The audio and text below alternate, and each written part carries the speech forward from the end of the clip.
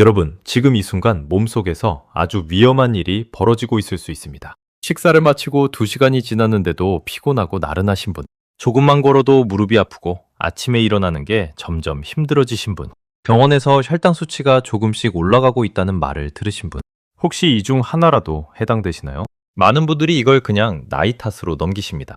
예순이 넘으면 다 이렇게 되는 거 아닌가 하고요. 그런데 저는 오늘 여러분께 아주 불편한 진실 하나를 말씀드려야 합니다. 그 불편함이 여러분의 남은 건강을 지키는 첫 번째 열쇠가 될 수 있으니까요. 우리가 평생 옳다고 믿어온 그 식사 습관이 사실은 몸을 서서히 망가뜨리고 있었습니다. 그리고 그 해결책이 놀랍게도 굶는 것이 아니라 먹는 시간을 바꾸는 것이라는 사실. 오늘 이 영상 끝까지 함께 해주시면 오늘부터 당장 실천할 수 있는 구체적인 방법까지 드리겠습니다. 절대 어렵지 않습니다. 딱 시간만 바꾸면 됩니다. 우리는 어릴 때부터 들어왔습니다. 밥은 꼭 3끼 챙겨 먹어야 한다. 아침을 거르면 안 된다. 그런데 여기서 한 가지 질문을 드리겠습니다. 하루 3끼에 간식까지 더하면 우리 몸은 하루 몇 시간이나 소화를 하고 있을까요? 한번 계산해 보겠습니다. 아침 7시, 점심 12시, 저녁 6시, 야식 밤 9시. 음식이 위장에서 완전히 소화되어 빠져나가는 시간은 평균 4시간에서 6시간입니다. 그러면 우리 위장은 하루에 무려 20시간 가까이 쉬지 않고 일하고 있는 겁니다. 잠깐 생각해 보세요. 직원이 하루 20시간씩 쉬지 않고 일하면 어떻게 될까요? 번아웃이 옵니다. 실수가 잦아집니다. 판단력이 흐려집니다. 결국 망가집니다.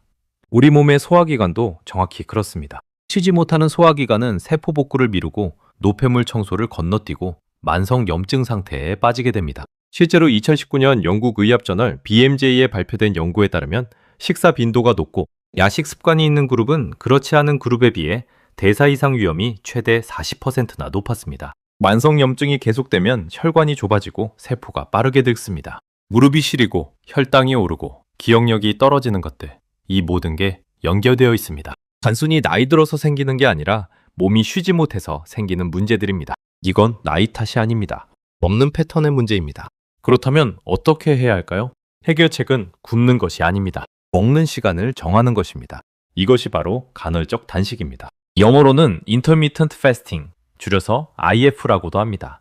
방법은 아주 단순합니다. 하루 중 먹어도 되는 시간과 먹지 않는 시간을 딱 정해두는 것입니다. 가장 많이 활용되는 방법은 16대 8 방식입니다. 16시간은 먹지 않고 8시간 안에 식사를 모두 마치는 것이죠. 예를 들면 이렇습니다. 오전 10시에 첫 식사를 시작해서 오후 6시에 마지막 식사를 마칩니다. 그 이후부터는 물과 블랙커피, 녹차만 마십니다. 밤에 자는 시간이 포함되니까 실제로 의식적으로 참아야 하는 시간은 생각보다 훨씬 짧습니다. 잠자리에 들기 전 2-3시간만 조심하면 됩니다. 여기서 중요한 포인트를 짚고 넘어가겠습니다. 이건 굶는 다이어트가 아닙니다. 먹는 8시간 안에는 평소처럼 정상적으로 드셔도 됩니다. 달라지는 것은 오직 하나, 먹는 시간대뿐입니다. 이게 왜 이렇게 효과가 있는 걸까요? 지금부터 몸속에서 벌어지는 일을 정확하게 알려드리겠습니다. 마지막 식사 이후 시간이 지나면서 우리 몸속에서는 단계별로 놀라운 일이 벌어집니다.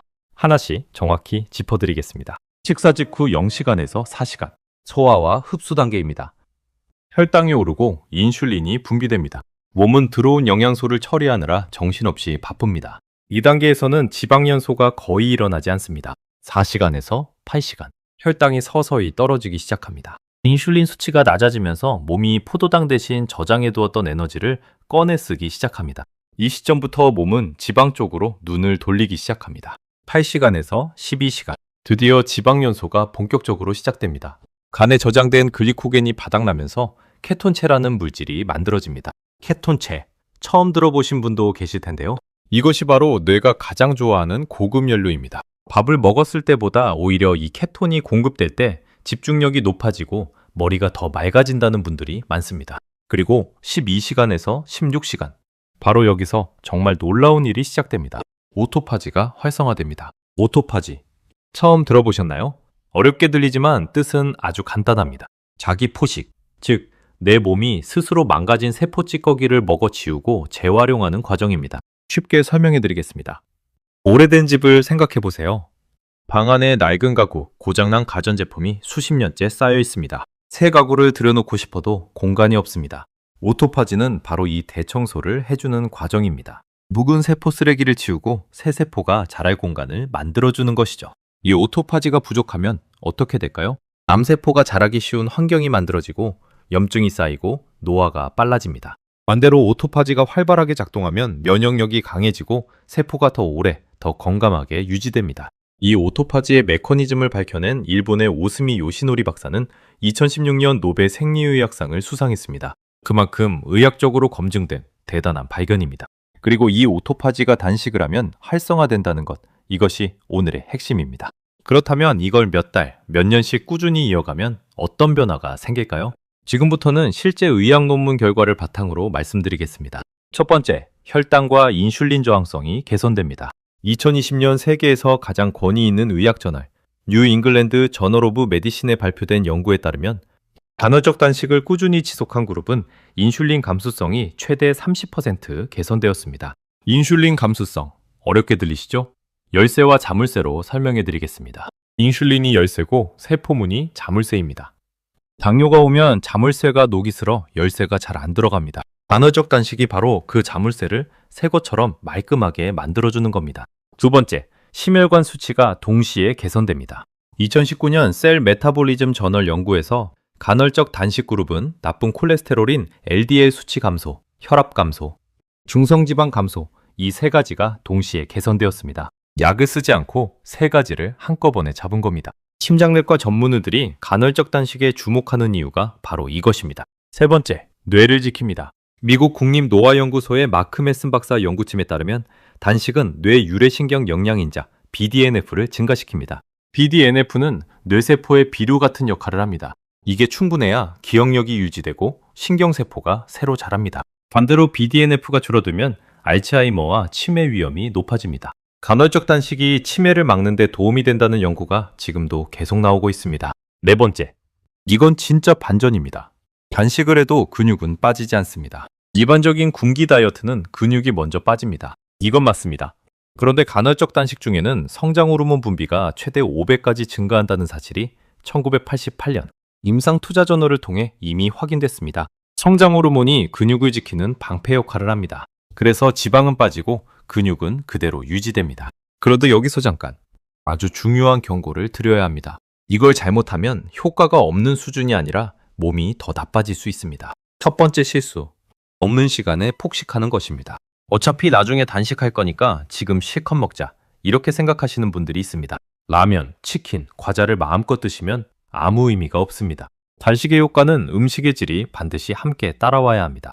먹는 시간 안에는 채소, 단백질, 건강한 지방 위주로 드셔야 합니다. 두 번째 실수, 처음부터 16시간을 강행하는 것입니다. 몸이 준비가 안 된 상태에서 갑자기 16시간을 하면 혈당이 급격히 떨어지고 어지럼증, 두통, 무력감이 옵니다. 특히 당뇨약이나 혈압약을 복용 중이신 분, 심장질환이 있으신 분, 65세 이상 어르신은 반드시 전문의와 상담하신 후에 시작하셔야 합니다. 세 번째 실수, 물을 안 마시는 것입니다. 단식 중에도 수분 섭취는 필수입니다. 하루 최소 1.5리터에서 2리터. 물을 충분히 마시지 않으면 변비, 두통, 집중력 저하가 함께 따라옵니다. 그렇다면 어떻게 시작하면 될까요? 딱 3단계입니다. 어렵지 않습니다. 1단계. 아침 식사 시간을 매주 1시간씩 뒤로 미루세요. 지금 아침 7시에 드신다면 다음 주부터 8시에 드세요. 그 다음 주엔 9시, 그 다음엔 10시. 억지로 참는 게 아닙니다.